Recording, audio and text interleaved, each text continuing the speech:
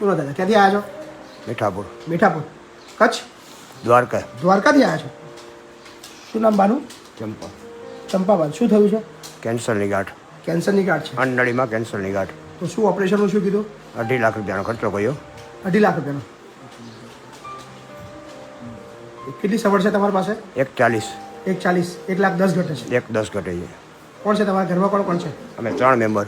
મારા ઘરેથી હું ને મારી નાની 16 વર્ષની છોકરી, 10મું ભણે છે. બીજું કોઈ છે જ નહીં? નહીં, 3 જ. શું ખૂબ અઘરી પરિસ્થિતિમાં કાકા આવ્યા છે. મીઠાપુર દ્વારકાથી આવ્યા છે. હા, દ્વારકાની બાજુમાં મીઠાપુર. કોને બતાવ્યું તમને અહીંયા જાઓ એવું? મોબાઈલમાં એડવર્ટાઈઝ વેચી હતી. ભાઈ પછી બાબુ નામ આવ્યું હતું.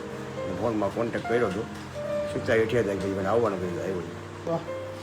સો ખાસ આપણા પાસે 1,10,000ની માગણી કરી. તો આજે આખા દિવસમાં ઘણું બધું આપણને દાન મળ્યું હતું. બહુ બધા ભજન મંડળ આપણા પાસે આવ્યા હતા અને એ ભજન મંડળના જે પૈસા એકત્રિત બધા થયા હતા તો આપણે નક્કી કર્યું કે 1,10,000 આપણે એમને તરત આપી જ દઈએ. બરાબર? લાવો 1,10,000 લો. આ 1,10,000 રૂપિયા ઓપરેશન માટે. આમાં મહીપતસિંહનો રૂપિયો તમારા જેવા બહુ બધા લોકોએ આપ્યા છે અહીંયા. 500,000 પગે ના લાગશો, મને ના લાગશો. બરાબર? ઓપરેશન કરાવો. હા ને?